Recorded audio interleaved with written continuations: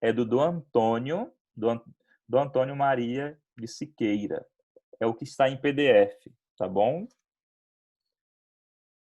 Já, vai disponibilizar ainda, né, Laís? Eu pensei que já estava disponível, desculpa. Mas iremos estar providenciando, né? Cadê a K? Tudo bem.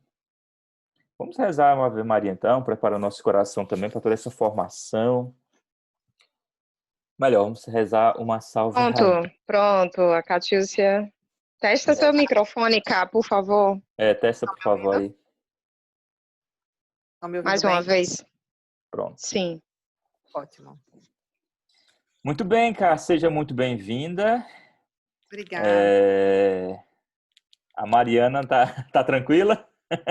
Ai, meu Deus, a luta tá grande aqui. Ela acordou agora, eu tô com um bebezinha de 3 meses. Ela acordou Glória a agora e eu Deus. vim aqui, amamentei e corri para vir dar a formação para vocês, na graça de Deus. Então vamos interceder para conseguir ir até o Glória a final. Deus, né? Salve, Rainha, Mãe de misericórdia, vida, doçura e esperança nossa, salve. A vós bradamos, degradado filho de Eva. A vós suspirando e gemendo, chorando nesse vale lágrima. E, pois, advogada nossa, esses vossos olhos misericordiosa nos volver. Depois desse termo, mostrar-nos Jesus. Então, o fruto do vosso ventre, ó clemente, ó piedosa, doce sempre Virgem Maria. Roga por nós, Santa Mãe de Deus, para que sejamos dignos das promessas de Cristo. Amém. Senhor, nós pedimos a tua bênção, a tua graça, Senhor, sobre a Catiúcia, para que ela possa, Senhor, nesse momento de partilha, o coração dela, Senhor, possa ser inflamado com o fogo do teu Espírito Santo.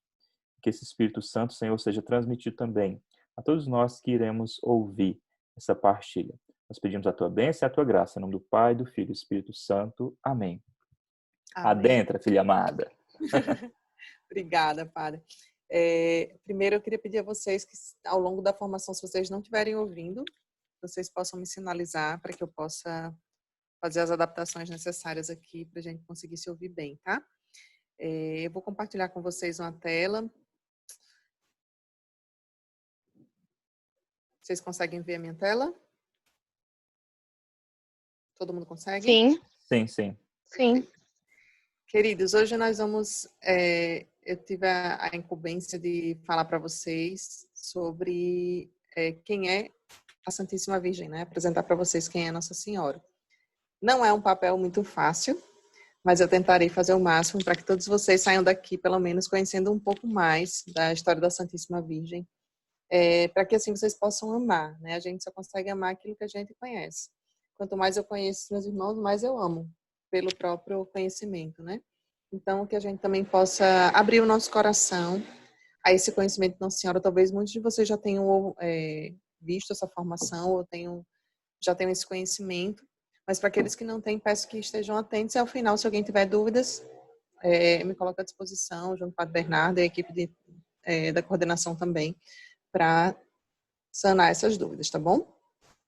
Queria também começar recomendando mais uma vez um livro que o Padre Bernardo recomendou para vocês, esse Glórias de Maria. Não sei se vocês estão conseguindo ver, mas a maior parte do conteúdo dessa formação de hoje eu retirei deste livro, Glórias de Maria de Santo Afonso de Ligório.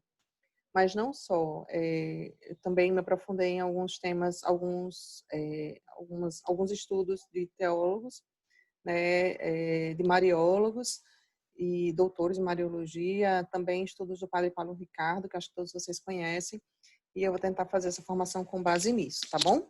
Se ficar alguma dúvida que a gente não saiba, a gente vai também se aprofundar. Então, quem é Nossa Senhora, né? Queria começar dizendo para vocês uma coisa que eu sempre digo. Sim, antes de me apresentar. Quem não estava aqui na semana passada, eu vi que tem várias pessoas vindo pela primeira vez. Eu sou Catiúcia, sou membro pré-discípulo da Comunidade Católica Adorai. Sou casada, tenho uma filha, uma bebê. Eu e meu esposo servimos na comunidade juntos. Né? Sou consagrada a Jesus pelas mãos de Nossa Senhora desde o ano de 2002. Então, fez 18 anos esse ano que eu sou consagrada. E para mim é uma alegria muito grande gastar minha vida falando da Santíssima Virgem, falando dessa consagração. Certamente, se você está aqui, é porque Deus tem um propósito na sua vida também de intimidade com Ele por meio da presença da sua Santíssima Mãe. Então, vamos lá. A gente vai falar primeiro sobre a Imaculada Conceição de Maria, né? Antes mesmo de Maria nascer, ela foi sonhada por Deus. Eu acho que todos vocês já ouviram falar ou já viram a imagem da Imaculada Conceição, né? Conceição vem de concepção, Imaculada vem sem mácula, vem da sem mácula, sem pecado. Então, nós sabemos que Nossa Senhora ela foi concebida sem a mancha do pecado original. E não é difícil a gente entender isso, é um dogma de fé, mas não é difícil a gente entender isso, porque Nossa Senhora ela foi sonhada por Deus, né? Jamais a gente consegue conceber, por exemplo, Deus, Jesus, né, vir ao mundo através de uma mulher impura, com sangue impuro, inclinada ao pecado, escrava do demônio, né? Isso não é possível da gente conceber. Então, foi através desse pensamento, e a gente vai aprofundar isso na formação específica sobre dogmas, eu peço que vocês aguardem para a gente aprofundar nesse mistério, mas a gente entende que ele não poderia ter nascido de mãe escrava do pecado, e por isso Nossa Senhora foi preservada de toda mácula, de toda inclinação ao pecado. Então, ela nunca pecou, né? Ela permaneceu imaculada durante toda a sua vida. E Deus ornou Nossa Senhora também das maiores virtudes que ele poderia ornar. Né? Eu sempre digo que se a gente for pensar, por exemplo, eu olhar aqui para os meus irmãos, eu estou olhando Karina, por exemplo, que cantou para vocês. Ela tem um dom de cantar, né? Eu tenho a Damásia aqui, que também gosta de pregar, por exemplo, o Padre Bernardo, que prega, que forma. E cada... Ela não tinha um talento, ela era cheia dos talentos, ela era cheia, plena da graça. Né? E as graças que ela tinha eram superiores à de todos os santos e anjos juntos. E aí, quando a gente pensa assim, por exemplo, eu sou devota de São Luís de Montfort, né?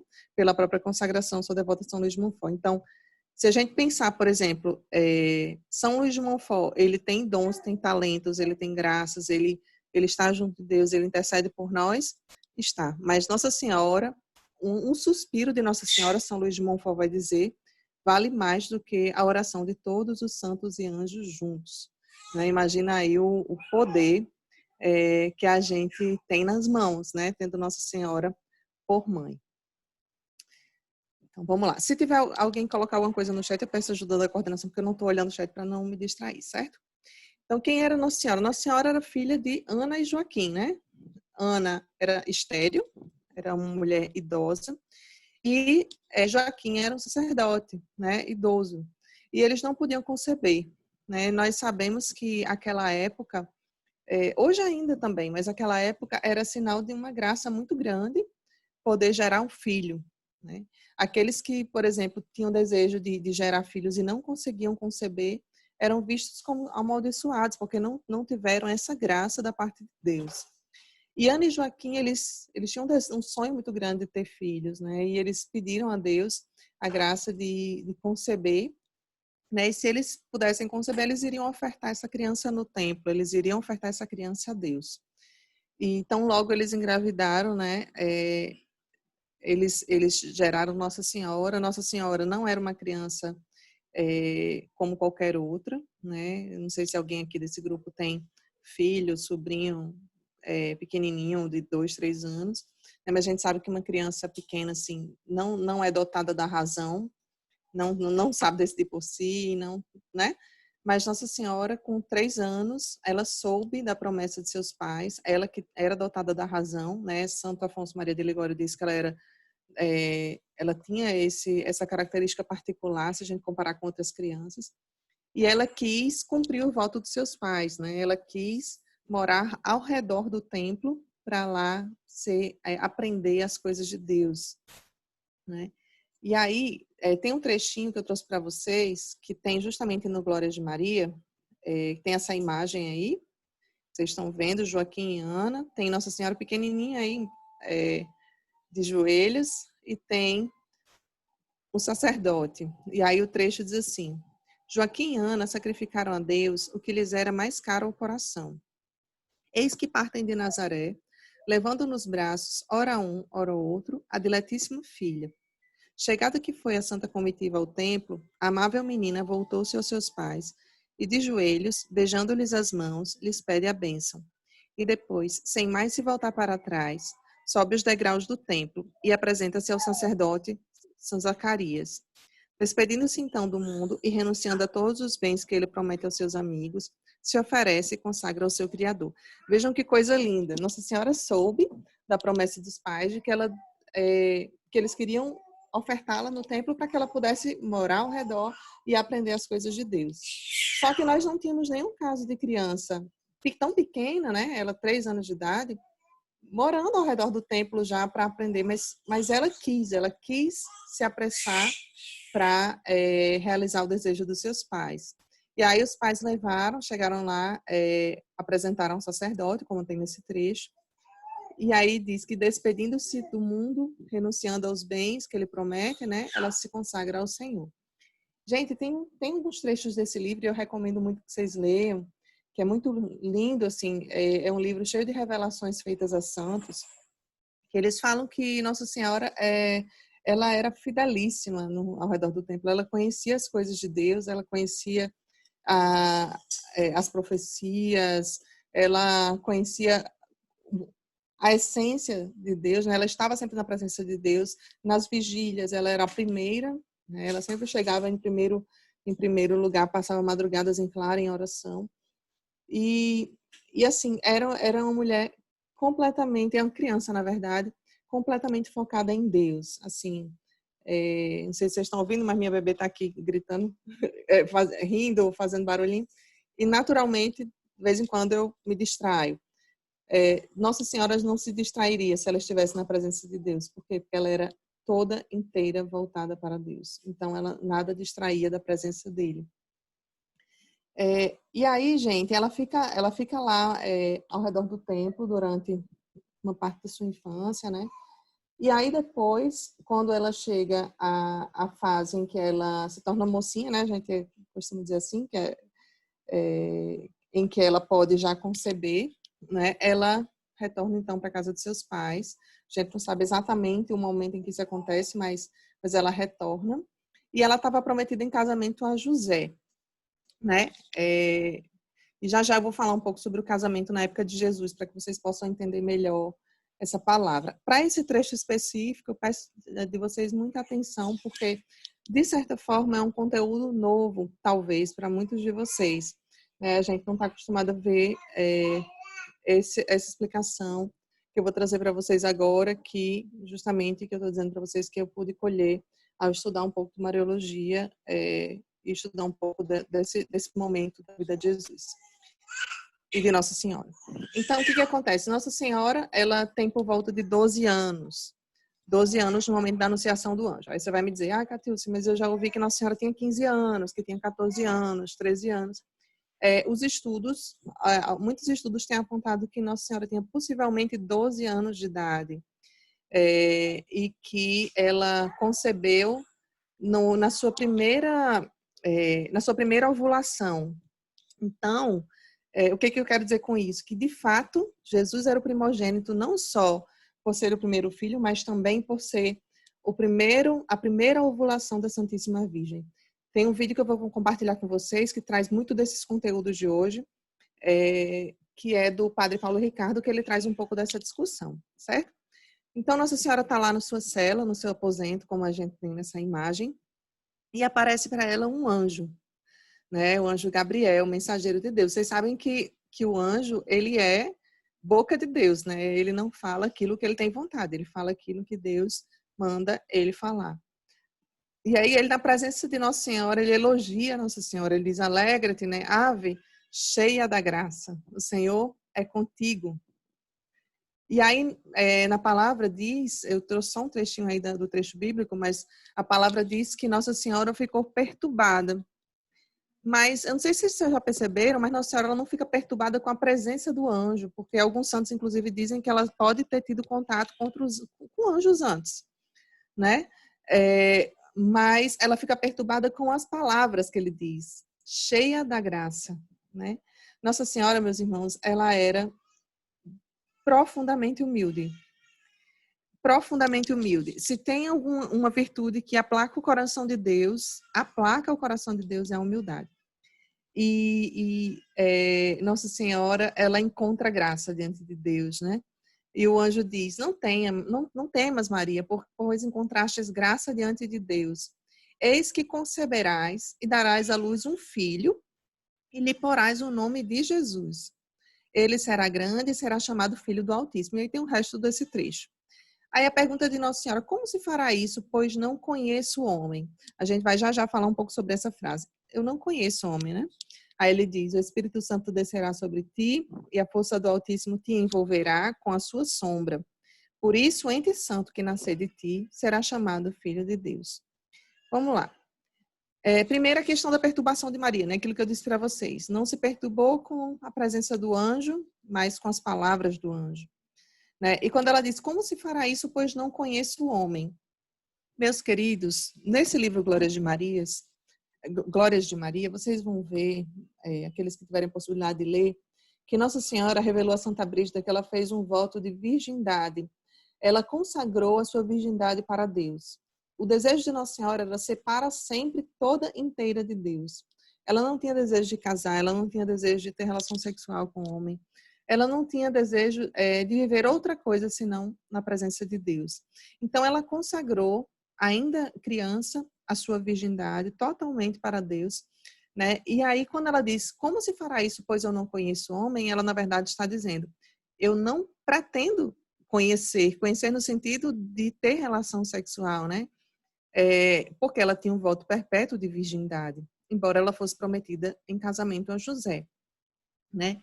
E aí o anjo vai dizer que ele vai explicar para ela, né, como é que se fará isso. E aí ela diz, o fiat, né, o fiat de Nossa Senhora, faça-se em mim segundo a tua palavra. Eis aqui a escrava do Senhor. A gente vê em algumas traduções da Bíblia serva, mas no original do grego é escrava. Escrava, aquela que não tem nada, é totalmente inteira de Deus, né? Eis aqui a escrava do Senhor, e ali aconteceu o milagre da encarnação, um milagre muito, muito, muito especial para nós que somos escravos, né?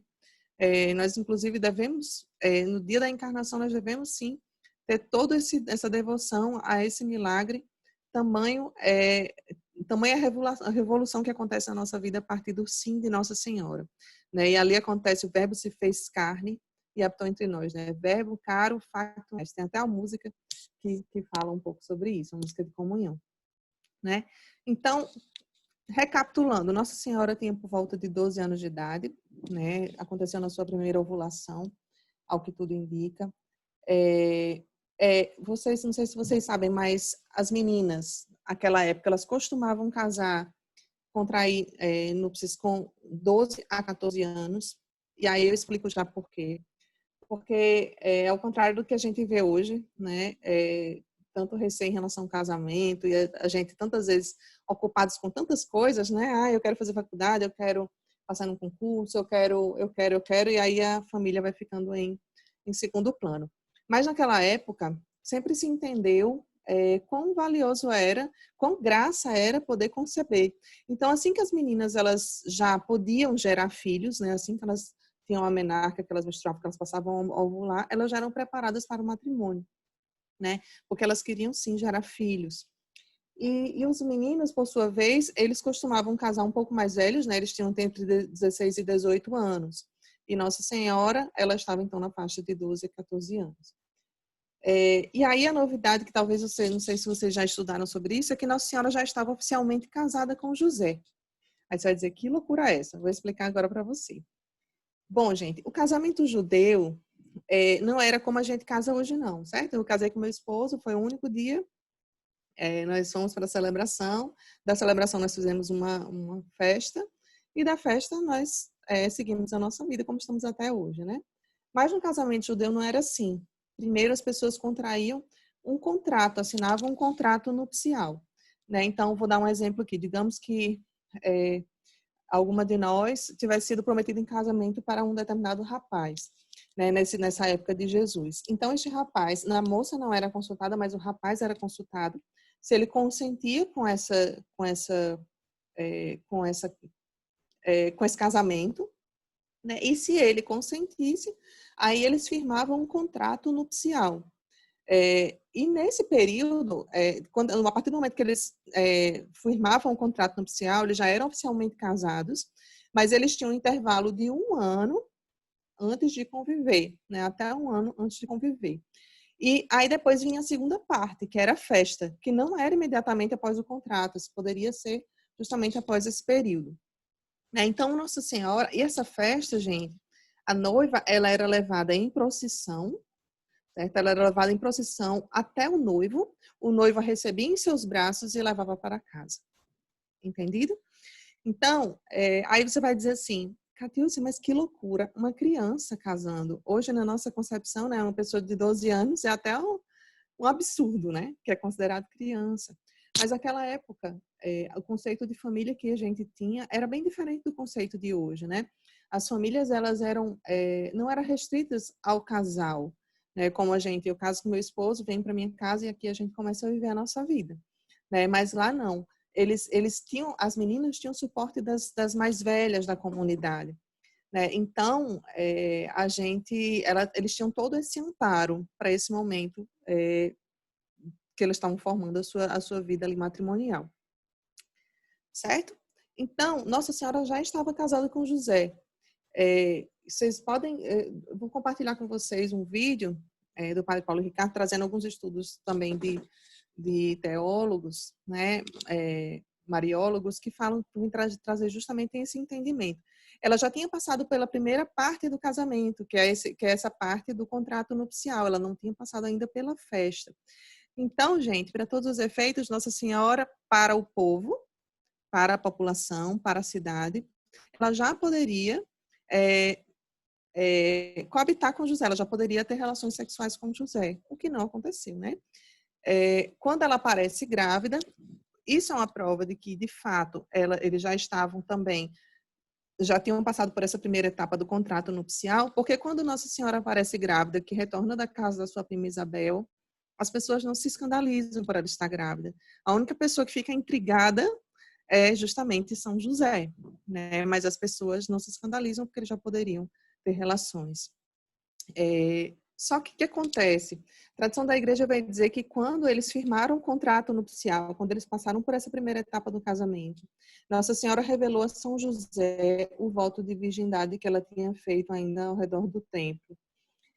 E José, gente, e aí é muito importante vocês entenderem isso. José não era qualquer homem. É importante a gente entender que Deus, ele jamais colocaria os seus 2 maiores tesouros, né, Jesus e a Santíssima Virgem, na mão de qualquer homem. José era um homem justíssimo. E justo quer dizer santo, tá? Na palavra, quando vocês virem a palavra justo, quer dizer santo. E ele não era qualquer santo, ele era santíssimo. Ele era um homem apaixonado por Deus, ele era um homem amante da vontade de Deus. E ele também tinha desejo de consagrar sua virgindade para Deus, né? Então, assim que ele soube, Nossa Senhora revelou a ele do voto de virgindade, ele também, que também era virgem, fez o mesmo voto. Eu não sei se vocês já observaram, tem até uma imagem aqui de São José, mais na frente eu vou mostrar para vocês, mas as imagens de São José tem São José com o lírio na mão, e esse lírio é justamente o sinal da virgindade de José, certo? Um outro aspecto importante é que José não era um idoso, certo? Hoje eu estava dando uma pesquisada em algumas imagens para colocar na apresentação e eu via várias imagens com São José com cabelo bem branquinho. São José não era um homem idoso, como a gente vai já trazer aqui a discussão. E aí Nossa Senhora recebe o anúncio do anjo, né? Ela já prometida em casamento, porque de fato ela estava prometida em casamento, ela não era noiva, como a gente costuma dizer simplesmente, ela já era casada, mas ela sabe que sua prima está grávida, né? Aquela que não podia conceber estava grávida. E aí Nossa Senhora fala na palavra que ela partiu apressadamente ao encontro de Isabel. Ela não ficou pensando, meu Deus, o que eu vou fazer agora? Vou falar com José, vou contar. Mesmo porque o anjo não deu a ela a autorização para contar para José. Ele simplesmente anunciou, ela abraçou a vontade de Deus e foi rumo à casa da prima Isabel. E aí diz que quando Nossa Senhora entrou e saudou os habitantes, né, da casa de Isabel, Isabel ficou cheia do Espírito Santo. Né? E aqui acontece o primeiro milagre na ordem da graça. Né? João, ele ficou santificado no ventre de Isabel por meio de Jesus, que estava no ventre de Nossa Senhora, mas o canal foi a Virgem Maria. Foi ela que levou Jesus. Vocês percebem? O papel de Nossa Senhora é curar, é libertar? Não. O papel de Nossa Senhora é levar, é conduzir. né? E aí ela leva Jesus no seu ventre e chega lá, João é livre da culpa e santificado. Aqui acontece o primeiro milagre na ordem da graça. Já já a gente vai falar do primeiro milagre na ordem da natureza. Se vocês tiverem alguma dúvida, vocês podem ir anotando, tá? E no final a gente vê, a coordenação ajuda com essa questão. Gente, Isabel não morava perto de Nossa Senhora, não. Ela morava mais ou menos 120 quilômetros de Nazaré. Ela morava em Hebrom. E ela não tinha ônibus naquela época, não, para ir, né? O carro. Ela ia caminhando, ela ia sobre os animais, né? E esse percurso, conta no Glórias de Maria, Santo Afonso de Ligório, conta que era um percurso bem difícil, assim, era um percurso que passava por desertos, que ela podia ser assaltada, ela podia passar por grandes constrangimentos, mas ela foi apressadamente e passou 3 meses na casa da sua prima, né? Impelida pela grande caridade que ela tinha, o grande amor que Nossa Senhora sempre teve de servir, né? Isso para nós é o primeiro ensinamento. Você que deseja se consagrar a Jesus pelas mãos de Nossa Senhora, aprenda dela isso, aprendamos dela disso, né? O desejo de servir, de começar, e no caso dela, começar o seu grande serviço, seu grande ofício de dispensadora das graças. A gente sabe que Nossa Senhora ela é tesoureira das graças. Ela distribui as graças. As graças vêm dela, gente? As graças vêm de Deus. Ela apenas distribui. Ela é dispensadora. Ela pressa o nosso milagre. E aí ela passa lá 3 meses, né, com a sua prima Isabel e depois retorna para a sua casa. E aí a pergunta que eu fazia, né? Como fica José nesse contexto, né? José sabe que Nossa Senhora engravida. Eu trouxe para vocês a capa desse livro, Joseph, The Man Closest to Jesus, que é um livro que está esgotado, um livro, acho que é americano, mas é um livro, um dos maiores tratados, assim, sobre a vida de São José. Ele tem por volta de 700 páginas e ele traz detalhes de estudos profundos sobre São José, até porque São José não fala nada na Bíblia, né? Mas a igreja, ela se aprofunda na teologia de São José, a partir dos costumes, a partir da tradição da igreja, a partir de vários elementos para poder compreender melhor a vida desse santo tão importante. E eu digo para vocês que depois de Nossa Senhora, esse é o santo que todos nós temos que ter devoção. Quem é amante de Nossa Senhora precisa ser amante também de São José. Né? Então, como fica São José nesse contexto?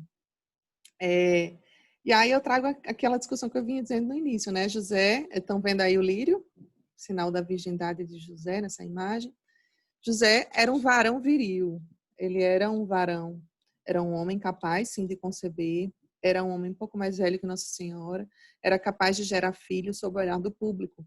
E aí não poderia ser diferente, gente. Imagina que São José fosse, como diz o padre Paulo Ricardo, um velho caquético, e aí as pessoas olhassem para ele e dissessem, como esse homem é capaz de gerar filhos, né? E ele, pelos próprios trechos em que ele aparece na palavra de Deus, né, ele tem que ser o guardião dos 2 maiores tesouros de Deus, como eu falei, né? E o anjo ordena que ele vá, que ele se desloque, que ele vá para um lugar, para outro. E ele não poderia fazer isso carregando Jesus, Nossa Senhora, se ele não fosse um varão maduro, forte, capaz não só fisicamente, mas emocionalmente, espiritualmente, dar esses passos. E aí ele era efetivamente, gente, para todo o povo, ele era considerado o pai de Jesus, né? A gente chama de pai adotivo, mas ele era sim o pai de Jesus. Trouxe esse trecho de Lucas 3 que diz: quando Jesus começou o seu ministério, tinha cerca de 30 anos e era tido por filho de José. Então todo mundo sabia. E foi de José que Jesus aprendeu tantas coisas, né? Os homens, eles, na companhia do pai, eles vão aprendendo as características, né, próprias, masculinas, enfim. Então, de José, ela aprendeu muita coisa além do ofício. Quando Nossa Senhora recebe esse anúncio do anjo, ela não recebe, como eu tinha dito, a permissão para contar o segredo para José. Ela não podia contar para José. Na verdade, assim que ela recebe o anúncio do anjo, ela já corre apressada para servir a sua prima. Né? A única coisa que conta, que os doutores mariólogos trazem, é que ela disse que engravidar, obviamente, era nítido, mas que não tinha tido intervenção de homem, que não tinha sido por meio de homem. E José, minha gente, um detalhe muito bonito, assim, Nossa Senhora, ela era tão pura, tão pura, tão pura, que ela jamais despertaria no homem a concupiscência. Diferente quando você vê uma mulher passar, e a mulher é tão bonita, mas desperta no homem um desejo de pecar. Nossa Senhora, ela jamais despertaria esse tipo de sentimento em alguém. Ela era tão pura, que as pessoas chegavam na presença dela e sentiam algo assim sobrenatural. E José, quando viu Nossa Senhora grávida, ele tinha plena convicção de que aquela mulher não teria sido capaz de traí-lo. Vocês entendem? Até porque José não era qualquer homem. E um santo reconhece outro, né? São José reconheceu a Virgem Maria como santa e ele viu a santidade dela e ele não desconfiou em momento algum, nem de que ela tinha ido de encontro à virgindade que ela tinha prometido, que ela tinha deixado de lado, jamais ele pensou isso, e não desconfiou também da sua honestidade, né? E um santo, gente, é santo porque não se precipita também em julgamentos. E aí, Padre Paulo Ricardo faz uma suposta fala de José. Gente, isso aqui não é uma fala de São José, isso aqui é a fala do Padre Paulo Ricardo na formação dele, que é como se fosse o sentimento de José quando vê Nossa Senhora. É como se ele dissesse assim: essa menina da qual eu sou legítimo esposo e com a qual jamais tive qualquer contato físico, qualquer contato sexual, ela é santíssima e certamente há um grande mistério em sua concepção. Mas ela não me falou nada, porque Nossa Senhora, gente, ela guardava as coisas no coração, né? Certamente essa criança é santa. Não posso assumir ser pai de uma criança que é o filho de Deus. Como trazer para mim esse mérito? Eu vou embora, as pessoas pensarão mal de mim e não dela. Quando José resolve secretamente renunciar, né, a convivência, o matrimônio com Maria, não é porque ele duvidou, mas eu não sei se vocês sabem, mas Nossa Senhora, e aí é muito importante, foi um detalhe que eu não falei, existiam muitas profecias à época de que o Messias viria, né, viria por meio de uma virgem. As pessoas sabiam dessa profecia, tanto que muitas mulheres guardavam sua virgindade porque queriam ser contempladas, recebendo um Messias, né? Nossa Senhora, ao contrário, ela não imaginava jamais que ela poderia conceber. Ela queria, contando glórias de Maria, que ela queria adorar Jesus no ventre daquela que fosse a escolhida. Então, certamente, essa profecia ela era conhecida também de José, né? Ele era um homem temente a Deus. Então, não duvido que ele mesmo tenha cogitado que ela era realmente mãe do Filho de Deus. Mas tamanha era a humildade dele que ele dizia: eu não posso carregar esse mérito de pensar que eu, um humano simples como eu, simples José, né, possa trazer para mim o mérito de que essa criança seja minha. Né? E aí ele resolve ir embora, até porque Nossa Senhora também não tinha tido autorização para falar para ele do que tinha acontecido. Até que São José recebe o anjo, né? O anjo aparece em sonho que diz: José, filho de Davi, não temas receber Maria por esposa, pois o que nela foi concebido vem do Espírito Santo. Ela dará à luz um filho, a quem porás o nome de Jesus, porque ele salvará o povo dos seus pecados. Despertando, José fez como o anjo do Senhor lhe havia mandado e recebeu em casa sua esposa. Veja só, aqui acontece a segunda parte do casamento. Depois disso aqui, não temos em receber Maria por esposa. Lembram que a noiva ela ia em procissão e o marido a recebia, levava nos braços para a sua casa.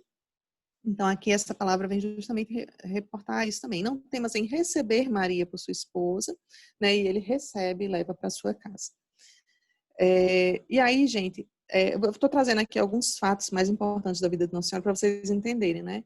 Aqui é o momento em que Nossa Senhora concebeu, então ela passa a viver com José, jamais tiveram qualquer relação sexual, jamais viveram nada relacionado a isso. Ele era castíssimo, ela era castíssima, ambos consagraram sua virgindade para Deus, né? E depois que Nossa Senhora tem Jesus, como a gente já sabe, lá que a gente celebra no Natal, ela tem que cumprir um preceito, né, da lei antiga, a lei judaica, que dizia que quando nascia um primogênito, primeiro filho, a mãe deveria primeiro se retirar por 40 dias, né? A gente fala do resguardo, mas a mulher ela deveria se retirar, porque o sangue era tido como impuro na palavra de Deus, então ela precisava se retirar por 40 dias.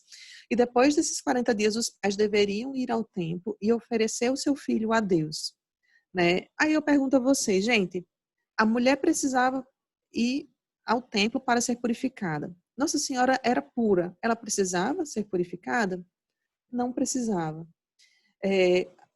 A mulher, junto com seu esposo, precisava levar o primogênito para que ele fosse ofertado a Deus. Jesus precisava ser ofertado a Deus? Jesus já era Deus.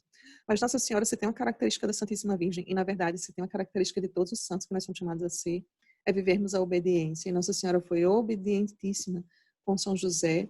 Eles foram ao templo, né, encontraram Simeão, e Simeão vai lá falar que aquele menino vai ser motivo de contradição, né? E ele vai falar também que Nossa Senhora, uma espada de dor transpassaria a alma de Nossa Senhora. Né? Ele anuncia quanto devia custar aquele sacrifício da oferta de Nossa Senhora. Nossa Senhora estava ofertando o filho, e esse filho realmente viria a morrer. Um outro fato da vida de Nossa Senhora que traz na palavra de Deus são as bodas de Caná. Né?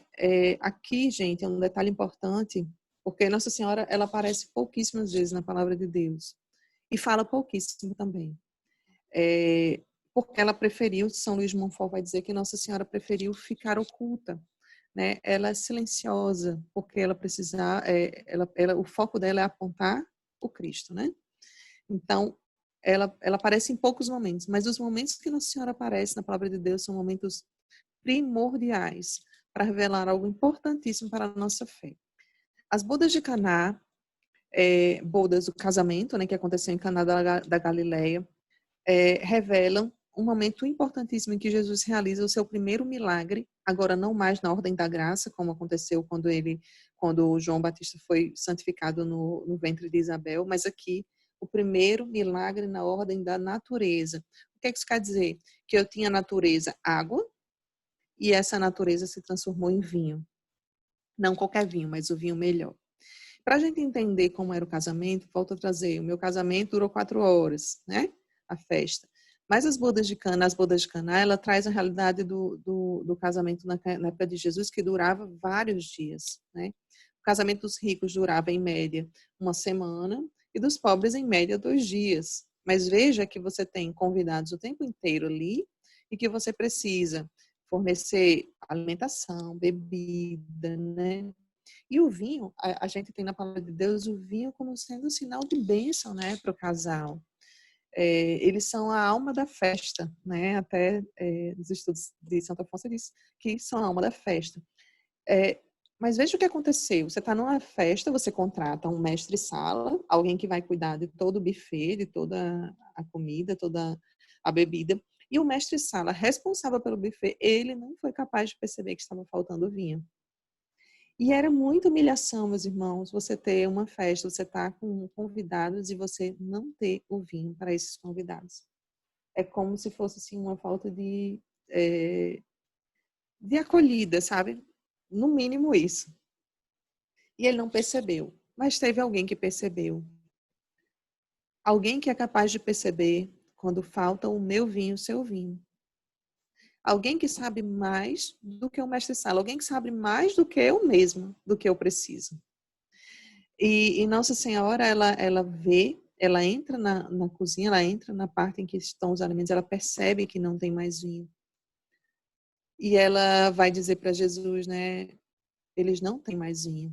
E ele vai dizer, mulher, o que temos aí com isso? Né? Já a gente vai falar sobre essa frase de Jesus. Existiam, gente, talhas de pedra, que eram uma espécie de reservatórios de água em que as pessoas faziam purificação, né? Se lavavam para poder serem purificadas. Os judeus usavam essas talhas de pedra para purificar. Em cada uma dessas talhas cabia em média 100 litros de água. Veja, hoje a gente tem uma torneira, né? A gente tem mangueira, a gente tem várias formas de encanar a água encanada na nossa casa, mas naquela época não era assim. E Nossa Senhora, ela vai dizer para os serventes que eles façam tudo aquilo que Jesus dissesse para eles. Ela tinha certeza de que ele não abandonaria aquele casal. Ela tinha certeza plena de que ele traria ali o melhor, o vinho melhor. Né? E aí eles começaram a encher as talhas. Eu sempre quando eu vou falar sobre isso nas minhas informações, eu fico imaginando a cara desses serventes, né? Enchendo as talhas, perceberam que não tem mais vinho. O que isso tem a ver com o vinho? Encher esse negócio para purificar as mãos, enfim. Por que eu vou encher 100 litros de água em cada uma dessas talhas, né? Mas eles, obedientemente, eles cumprem, eles fazem a parte deles, né? Que é entregar a água. no nosso milagre também. A gente só precisa entregar a água, porque quem vai fazer o milagre é o próprio Senhor, pela intercessão da Virgem Maria. E aí Nossa Senhora, ela sabe, né? A prova dessa palavra é que Nossa Senhora sabe das nossas necessidades, né? É como se Nossa Senhora, quando ela diz assim, eles não têm mais vinho, é como se ela desse o diagnóstico. Quando ela diz para Jesus, Jesus, a sua filha não tem mais paciência, a sua filha não tem mais vida de oração. É quando ela dá para Jesus o seu diagnóstico. E o médico dos médicos, ele vem em nosso socorro, né? E aí eles enchem as talhas de água, e Nossa Senhora apenas contempla ali o primeiro milagre acontecer nos seus olhos, diante dos seus olhos. Aí quando ele diz assim, mulher, isso não nos diz respeito, o que isso tem a ver com a gente? É porque ele, na verdade, em outras palavras, é como se ele dissesse assim, mãe, se eu realizar esse milagre agora, veja, Jesus já estava 30 anos na companhia de Nossa Senhora, não tinha realizado nenhum milagre publicamente. Então, as pessoas não sabiam que ele era Deus, né? As pessoas não sabiam que ele tinha esse poder. E a partir do momento em que Jesus publicamente realiza um grande milagre como esse nas bodas de Caná, naturalmente ele manifestaria que ele é filho de Deus, que ele tinha esse poder. E aí é como se ele dissesse, Nossa Senhora, você sabe, mãe, a senhora sabe que quando eu manifestar os meus sinais, isso será o caminho da perseguição e da morte. A senhora está consciente do que está me pedindo? É como se ele dissesse, Nossa Senhora, estamos apressando esse milagre. Mas sabemos também que a partir daqui será um marco para o início das minhas perseguições e o caminho até o Calvário, né? Quando Jesus passou de 30 até os 33 anos na sua vida pública e depois sobre a morte de cruz. Um outro detalhe, gente, nessa palavra diz assim, mulher, isto não nos diz respeito. Às vezes a gente vê alguns textos em que Jesus chama Nossa Senhora de mulher, e a gente fica incomodado achando que ele está sendo grosseiro. E na verdade não é. Na verdade ele está dizendo que a mulher, que ele diz assim, lá no Gênesis diz assim, porém inimizade entre ti, serpente, e a mulher, entre a tua descendência e a dela. Nós somos a descendência de Nossa Senhora, né? Nós somos inimigos do demônio, né? Mas aquela mulher que está lá no Gênesis, que é mencionada mulher, é a mesma mulher que está aos pés da cruz, quando ele diz mulher, eis o teu filho João, né? Que ali sou eu, você, filho, eis aí a tua mãe. É a mesma mulher que está, a mulher vestida de sol, com a lua debaixo dos seus pés, tendo a coroa de 12 estrelas, né? Que está lá no Apocalipse. Então percebam, quando ele diz mulher, ele está dizendo que essa mulher é a mesma mulher do Gênesis ao Apocalipse. É a mulher prenunciada, predita, sonhada por Deus e que faz parte do nosso plano de salvação. E aí Nossa Senhora diz a sua última frase que consta na Bíblia. A última vez que Nossa Senhora falou na Bíblia é justamente essa frase. Fazei tudo o que ele vos disser. Gente, se tem uma coisa que Nossa Senhora faz por nós, faz para nós, faça tudo o que Jesus te pede.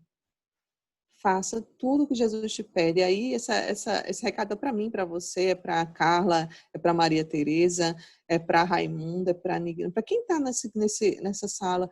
A palavra de Nossa Senhora é faça tudo o que ele vos disser. É sempre a palavra dela, né? E aí um outro momento muito importante, né, da aparição de Nossa Senhora, esse momento que Nossa Senhora aparece no Evangelho, é na morte de Jesus, né? Que ela permanece resignada ali aos pés da cruz. Ali quando Jesus diz, mulher, eis o teu filho, na pessoa de João, ela recebe, ela se torna mãe de toda a humanidade. De mim que sou católica, de você que é católico apostólico romano, de outra pessoa que não é católico, Nossa Senhora se torna mãe de toda a humanidade, quer queiramos, quer não queiramos. Foi um desejo do próprio Jesus. E aí Jesus morre, né? Jesus ascende ao céu. E aí um outro momento que Nossa Senhora aparece é em Pentecostes. Gente, Nossa Senhora ela já era plena do Espírito Santo e ela era esposa do Espírito Santo. Vocês sabem que Nossa Senhora concebeu por obra do Espírito Santo. Então ela era íntima do Espírito Santo. É tanto que quando você precisa do Espírito, você pode pedir a presença de Nossa Senhora porque ela vem junto, porque são indissolúveis. Nossa Senhora e o Espírito Santo são apaixonados um pelo outro, eles são esposos, né? Então, em Pentecostes, Nossa Senhora tinha mérito para pedir o derramamento do Espírito. Se a gente for olhar para os apóstolos, eles tinham méritos. Gente, quem somos nós? Eles não tinham méritos, mas Nossa Senhora, que é alma apaixonada e amante do Espírito Santo, ela pediu o Espírito Santo. e o Espírito Santo vem em profusão sobre os apóstolos, desceu em línguas de fogo, se repartiram, eles começaram a falar em línguas. Os apóstolos, eles estavam amedrontados desde a morte de Jesus, de tudo que Jesus passou, né? Eles estavam como que órfãos, e aí o Espírito Santo, quando vem sobre eles, derrama uma grande parresia, um grande apaixonamento por Deus, uma grande resignação para sofrer os sofrimentos que eles passariam a viver, né? E eles abraçam ali a missão depois do derramamento do Espírito. Por isso que o derramamento do Espírito foi tão importante para o nascimento da igreja, né? Ali demarca o início da igreja, porque eles foram embebidos por esse Espírito e ousaram em anunciar, em pregar, né? E embora Nossa Senhora ela já fosse cheia da graça, ela sempre foi plena da graça, mas ela cresceu na graça. A cada efusão do Espírito, a cada derramamento do Espírito, em Pentecostes, ou no momento que ela concebeu, no momento em que a intimidade do Espírito Santo fazia com que a graça e os méritos dela fossem também crescendo. E aí, gente, depois do Espírito Santo, depois que derrama o Espírito Santo, na verdade, depois que Jesus morreu, Nossa Senhora ela permaneceu muito próxima desses discípulos, desses apóstolos, né, orientando a igreja, orientando a formação da igreja, até que chega o momento final da sua vida, né, em que Nossa Senhora ela é assunta ao céu. Esse é um dogma da igreja, que a gente também vai ter oportunidade de estudar em outra formação, em que Nossa Senhora foi assunta ao céu. E como é essa assunção de Nossa Senhora? Primeiro eu queria fazer uma distinção. Jesus ascendeu ao céu. Ascendeu é quando Jesus sobe ao céu sem o auxílio de ninguém, porque ele é Deus. É diferente da assunção. A assunção é quando eu subo ao céu por meio de alguém. Então, Nossa Senhora, quando ela é assunta ao céu, ela sobe por meio do seu Filho, que é Deus. Né? Como é o fim da vida de Nossa Senhora? Né? Talvez você já tenha se perguntado. Primeiro, quando a gente pensa na morte, se eu for pensar hoje, meu Deus, se eu morrer hoje, a gente pensa em várias coisas, né? Vou deixar minha filha, bebezinha, vou deixar meu esposo, meu Deus, preciso ter me confessado, né, para poder ter a graça do céu. E são questões que perpassam no nosso coração. Mas Nossa Senhora, a morte dela foi completamente isenta de amarguras que são comuns na nossa vida, né? Foi uma morte suave. Primeiro porque ela era desapegada de tudo. Ela era desapegada dos bens mundanos, ela era desapegada de pessoas, ela era desapegada de tudo, ela era amante apenas de Deus. Segundo, ela tinha paz de consciência porque ela não pecava, então ela não ficava pensando, meu Deus, esse pecado que eu não confessei.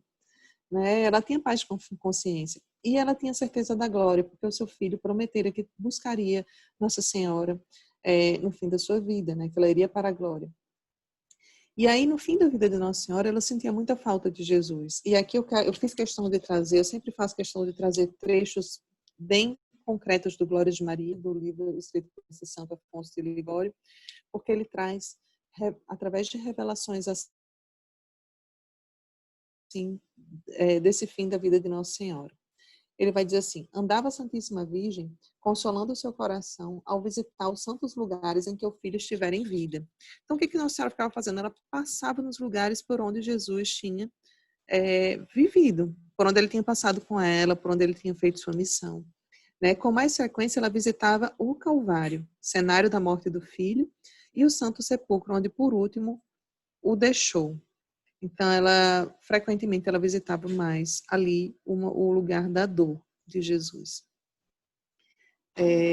São Gabriel vai dizer: minha Senhora e Rainha, Deus já ouviu os vossos santos desejos e mandou-me a dizer-vos que vos prepareis para deixar a terra, porque ele vos quer consigo no paraíso.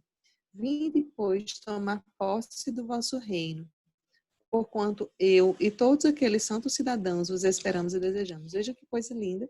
A gente vê os santos e anjos, Nossa Senhora também é senhora deles, né? E aqui é a revelação feita a santos de que Nossa Senhora, que tinha chegado o momento do seu trânsito, né, da sua passagem, e que ela já tinha ali completado a sua obra enquanto estava na Terra. Qual foi o papel de Nossa Senhora? Primeiro, Nossa Senhora comunicou a São João, né? São João, discípulo amado, que a acolheu na sua casa. Ela comunicou a São João, depois ela passou novamente a visitar todos os santos lugares de Jerusalém, e se despedia desses lugares com ternura. Retirou-se à sua pobre casa, preparando-se para morrer. Não cessavam os anjos de visitar frequentes vezes a sua amada rainha, consolando-se em saber que brevemente haveriam no céu. Veja só, os anjos, eles amam Nossa Senhora e eles se consolavam em saber que veriam Nossa Senhora no céu em breve, né? E ela comunicou a São João e depois os outros apóstolos também foram comunicados. E aí, isso aqui fala de Nossa Senhora, através de revelação a Santa Brígida. Ela diz, por isso, vendo meu Senhor, que já não é por mais tempo necessária a minha presença na terra, compadeceu-se da saudade que sinto em estar longe dele. Quero agora atender ao meu desejo de deixar esta vida e vê-lo. Ficai, pois, vós, a trabalhar pela sua glória. Se vos deixo, não vos deixo com o coração. Comigo levarei e permanecerá sempre o grande amor que vos tenho. Vou ao paraíso rogar por vós. Toda vez que eu leio essa frase, eu me arrepio todinho, porque eu fico imaginando que é isso que a Nossa Senhora está fazendo por mim e por você. Ela está no paraíso rogando por nós. E se ela deixou esta terra, ela não deixou não deixou com o coração, como ela diz, né? Ela nos leva no seu coração e roga por nós, junto a Jesus. Imagina que coisa linda quando você se consagra, porque você livremente, você escolhe que ela seja a sua mãe, a sua mestra, a sua protetora e que interceda por você sempre. Aí, se ela já fazia isso naturalmente, ela como se alegra o coração da Virgem Santa. E aí conta no Glórias de Maria que os apóstolos e uma parte dos discípulos vieram de diversas partes, porque eles estavam espalhados, né? Eles se reuniram no quarto de Maria antes da sua morte. Inclusive na Terra Santa há a capela basílica lá da Dormição de Nossa Senhora, não é capela basílica, Basílica da Dormição, que foi o lugar onde Nossa Senhora dormiu. Por que dormiu, gente? Porque a gente sabe que a morte ela é a herança daqueles que pecaram, né? Eu que peco, eu morrerei, minha carne vai ser totalmente deteriorada, né? A sua também. Mas a gente vê que alguns santos, como São Padre Pio, por exemplo, e tantos inúmeros outros santos, que o seu corpo permanece intacto após a sua morte. Tamanho era o odor de santidade dessas pessoas. Então, se essas pessoas que pecaram, mas ainda assim viveram uma vida exemplar de santidade e têm seu corpo perfeito, não podia ser o corpo daquela que abrigou o Filho de Deus, o próprio Deus, corrompido. Então, o corpo de Nossa Senhora não foi corrompido. Ela foi elevada, ela foi assunta em corpo e alma. E aí ela diz, por amor de vós e para ajudar-vos, meu filho me deixou na terra. O papel de Nossa Senhora era justamente ajudar na formação da igreja, né, no início da igreja. Agora, já a santa fé se acha espalhada no mundo, já o fruto da divina semente se acha crescido. Né? Então, ela percebe aí o momento que ela já deu a sua contribuição importante quando esteve aqui na terra. Né? E agora ela tem um outro papel no céu. E aí, no Glórias diz que revoadas de anjos baixavam a terra, como em ato de estarem prontos para o grande triunfo com que deviam acompanhá-la ao paraíso. Mas não era completo o seu consolo. O consolo do coração de Nossa Senhora não era completo porque ela não via aparecer o seu filho Jesus, que era todo o amor do seu coração. Tem até um trecho no Cântico dos Cânticos que diz: eu vos conjuro, filhas de Jerusalém, que se encontrares o meu amado, façais com que saiba que eu estou enferma de amor. Né, que é justamente esse clamor de Nossa Senhora dizendo que está com o coração enfermo de amor e que não consegue ali enxergar ainda o seu amado. Mas eis que Jesus já vem buscar sua mãe para conduzi-la ao seu santo reino. Santa Isabel de Chonô viu o Salvador aparecer a sua mãe agonizante com a cruz na mão. Né? Então, essa santa ela teve essa visão de Nossa Senhora com a cruz na mão, né, deitada, e o Salvador aparecendo para ela.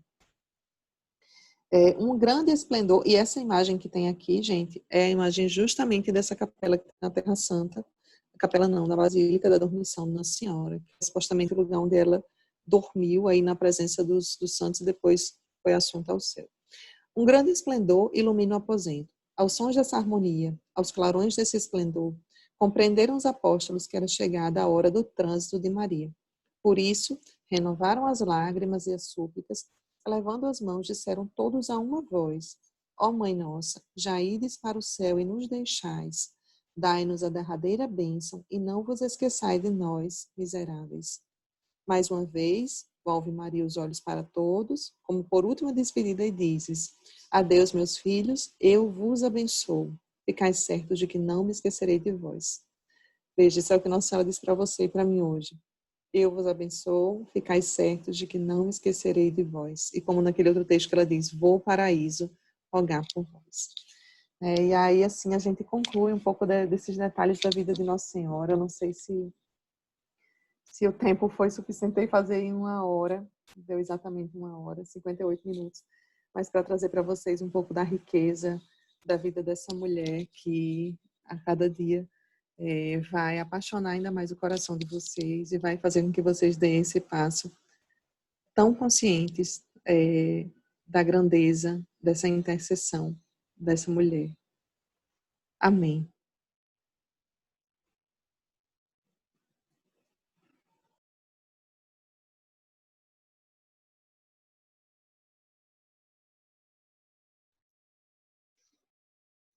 Que maravilha, né, Cá? Estudar e aprender um pouco mais sobre Nossa Senhora. Todo mundo dizendo que foi lindo, parabéns. A gente pode abrir um pouco para as dúvidas, né? Caso as pessoas tenham alguma dúvida. Quem tiver algum questionamento, se ficou alguma dúvida em relação à formação, pode colocar agora.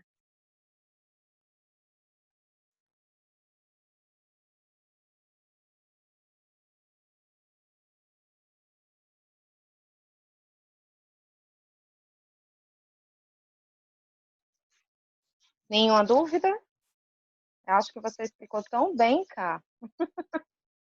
Dizendo que você transmite paz. É verdade.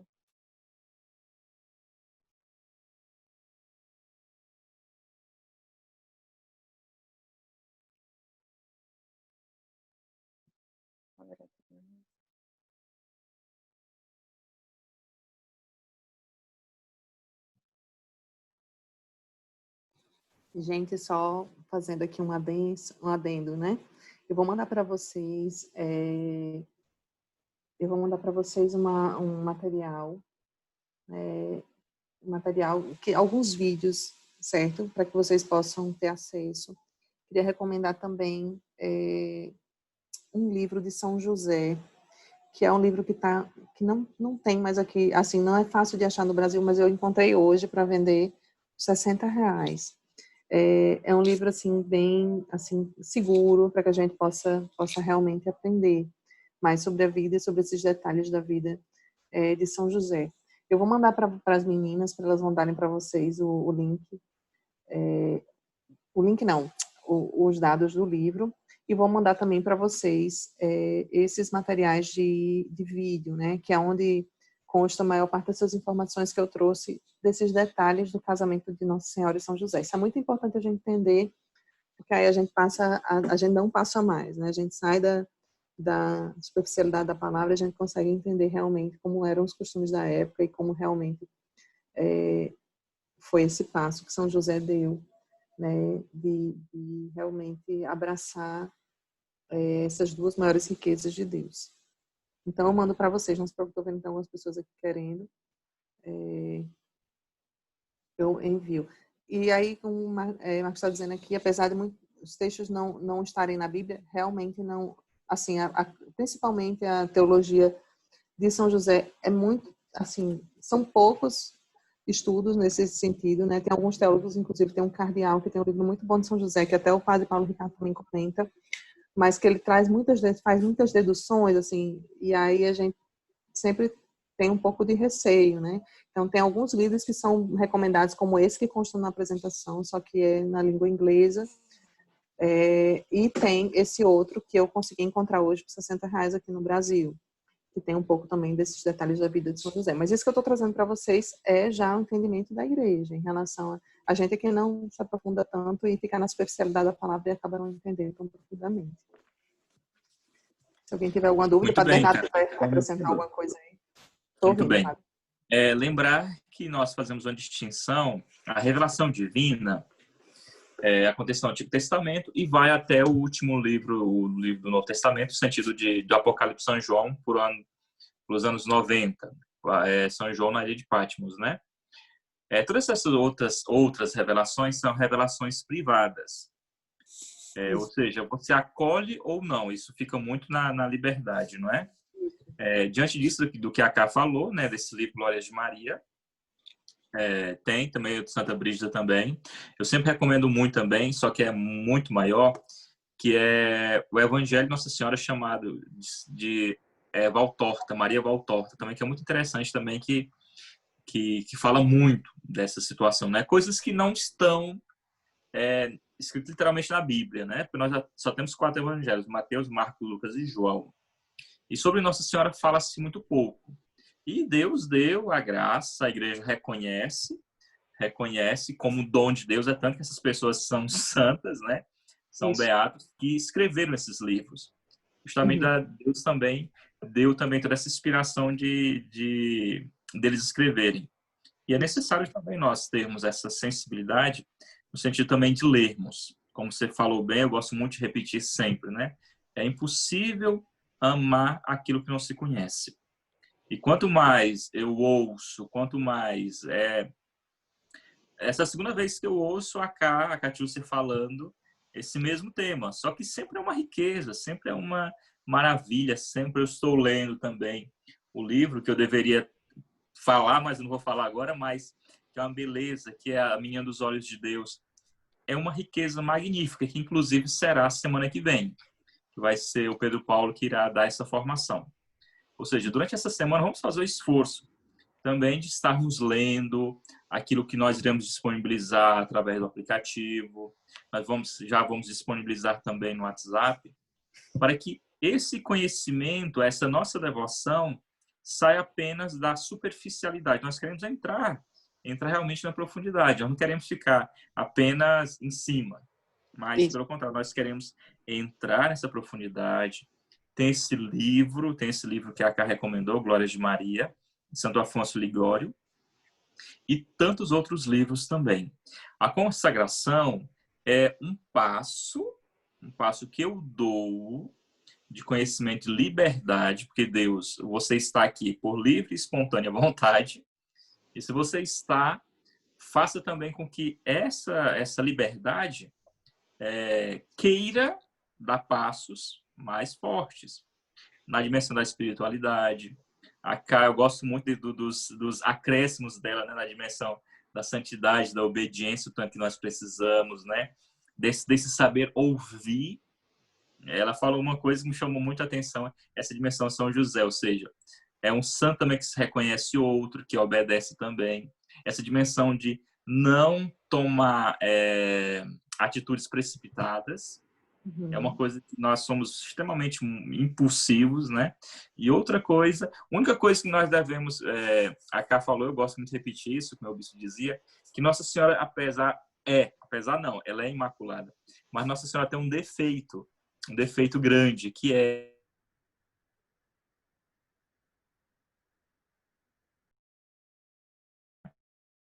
nós temos a ter na nossa vida servirmos a Deus e servirmos os irmãos também.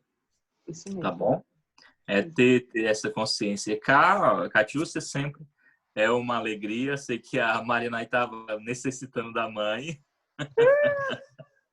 Sim. Glória a Deus pelo seu sim. Glória a Deus, você sabe o quanto que nós chamamos muitos dos que estão aqui são por tua causa, né? Foi toda essa turma também nasceu também desse desejo também de não querer ficar apenas, vou usar o termo, né? Nas paredes de Natal, nas paredes do Rio Grande do Norte, mas hoje somos o que somos, né? Graças a Deus. E estão mandando eu calar a boca para deixar você falar. Pode falar. Oh, meu Deus do céu, que bullying. Não, padre, é só responder aqui a pergunta que fizeram. Eu acho que eu toquei um pouco nela. Ela disse que certa vez um colega evangélico perguntou por que Jesus se referia a Nossa Senhora como mulher e não como mãe. E na verdade é isso que eu trouxe, né? Ele quer mostrar que aquela mulher que é predita lá no início, no Gênesis, né? Porém, ódio entre ti e a mulher, entre toda a descendência dela. Quando ele diz, mulher, eis o teu filho, filho, eis a tua mãe. Quando ele diz, mulher, minha hora não chegou. Mulher, que temos a ver com isso? Quando ele, todas as vezes que ele chama, quando ele, lá no Apocalipse que diz que era uma mulher vestida de sol, tendo a lua debaixo dos pés, vocês percebem que quando ele remonta a palavra mulher, ele está falando que é a mesma mulher. Aquela mulher que ele colocou o ódio entre ela e o inimigo. É a mesma mulher que está lá no Apocalipse revestida de sol. É a mesma mulher que me recebe, que recebe aos pés da cruz. é a mesma mulher que intercede pelo primeiro milagre nas bodas de Caná, entende? Então, esse termo mulher não é à toa, jamais chamando a atenção, não está desmerecendo, mas trazendo ali todo um sentido teológico de que, de fato, ela é a mulher do Gênesis ao Apocalipse, aquela mencionada por ele e que ele realmente deseja utilizar para a nossa salvação. Deixa eu ver se tem mais alguma coisa. Sim, a questão da morte, né, que tem o Marcos Bruno está falando que se Maria tinha o sangue de Jesus em suas veias, né, não poderia morrer como nós. Escoriações. A Assunção de Nossa Senhora aconteceu depois de quantos anos?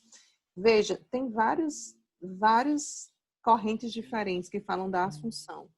Espera aí que eu já vou abrir um documento aqui para esclarecer essa sua dúvida. Mas, de fato, assim, ela já era bem mais velha, ela já tinha passado bastante tempo ali na edificação da igreja. Então, tem algumas correntes que dizem que ela tinha por volta de 60 anos de idade, né? Então, é bem diverso. Mas algumas correntes dizem que ela tinha por volta de 60 anos.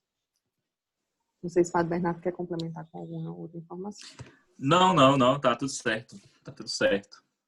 Exato. Tem até um trechinho aqui, pronto, eu achei que o documento aqui eu até às vezes encaminho. Na verdade não é um documento, é um textinho aqui que fala, que ele disse aqui, ó.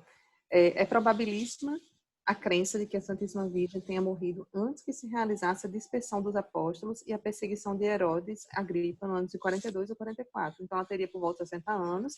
A tradição antiga, tanto escrita como arqueológica, localiza sua morte no Monte Sião, na mesma casa em que seu filho celebrou os mistérios da Eucaristia e que tinha descido o Espírito Santo sobre os apóstolos. Então, exatamente, no cenáculo. Então, por volta de 42 ou 44, o ano. E diz também que Maria tinha por volta de 50 anos quando Jesus ascendeu ao céu, quando Jesus ressuscitou, né? Quando ele ascendeu ao céu. Então, ela passou pelo menos mais uns 10 anos aí, formando os apóstolos e orientando o povo de Deus. Muito bem. Mais algum acréscimo? A Karina também vai cantar para nós. Não sei, peraí, deixa eu ver se tem alguma outra coisa aqui. Jesus chamou sua mãe de mulher também pelo fato de ser um costume e também devemos pensar que foi 2000 anos. Na tradução não seria nada demais levando em consideração esse tempo. Gente, a gente teria muita coisa para falar, mas não dá, mas tem muitos outros trechos bíblicos, a questão dos irmãos de Jesus, que na verdade não eram irmãos, e a gente que tem, né, a tua mãe, teus irmãos estão aí, as pessoas acham que Nossa Senhora teve outros filhos que não teve. Então, assim, eu tentei trazer só, no geral, assim, os fatos da vida de Nossa Senhora para os mais importantes para edificar a nossa fé. Estão perguntando aqui a sequência, uma sugestão de sequências de livro, né? Porque nós citamos tantos livros aqui. Eu recomendo Glória de Maria. Glória de Maria é um livro assim muito cheio de revelações de santos, como disse o Padre Bernardo, e eu acho muito rico. Então, começar pelo Glórias, e a gente vai disponibilizar em PDF para vocês. Aí depois vocês podem fazer essa leitura complementar, né, da Valtorta, o livro também de São José, que eu vou mandar depois para vocês pelo grupo.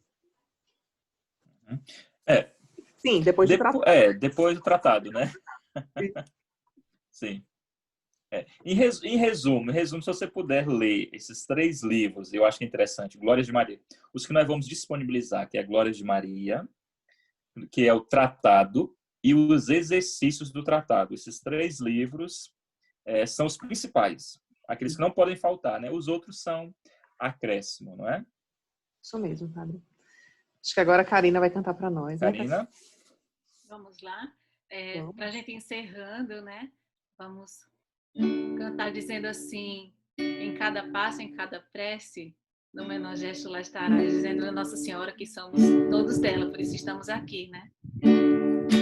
Em cada passo, em cada prece, no menor gesto lá estarás, no meu silêncio, no meu falar, vem comigo sempre estar, nas minhas dores e alegrias, todo momento lá estarás.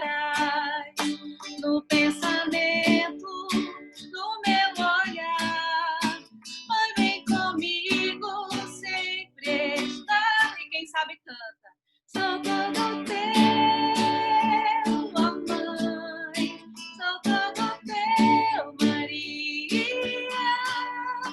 Sou todo teu, guarda no céu o meu lugar. Sou todo teu, ó Mãe, sou todo teu, Maria. Sou todo teu, guarda no céu o meu lugar. Tu serás a mãe, minha rainha, e o teu filho, o meu rei. Essa vida não será mais minha, um livre escravo teu serei. Tu serás a mãe, minha rainha, e o teu filho, o meu rei. Essa vida não será mais minha, um livre escravo teu serei. Sou todo teu, mamãe, sou todo teu, Maria. Sou todo teu, guarda no céu o meu lugar. Sou todo teu, mamãe, sou todo teu, Maria. Sou todo teu, guarda no céu o meu lugar. Obrigado, Karina. Deus abençoe. Abençoe seu carisma, sobretudo também, né? Queremos cantar com a vida, não é? Essa necessidade de sermos, né? E no tratado, no finalzinho do tratado, no dia que nós fizermos a consagração, muitos irão renovar, essa frase nós temos que levar, né? Todo teu, ó mãe, não é? Agora para os avisos paroquiais, por conta da Laís, antes de recebermos a bênção final. Então, vamos aos avisos, são poucos hoje. Então, é só lembrando que a lista de presença está no chat, certo? Eu vi que ainda tem gente que ainda não assinou, pela quantidade de pessoas que nós temos na sala. Então, é só clicar no link e colocar o seu nome completo, tá certo? Outra coisa, se você conhece alguém que está nessa turma e não estava hoje, então manda uma mensagem, diga: ei, por que você faltou? Ei, foi tão bom. Conta, né, tudo que nós vimos hoje, para que na próxima formação estejamos mais, né? Nós temos inscritos, na verdade, 263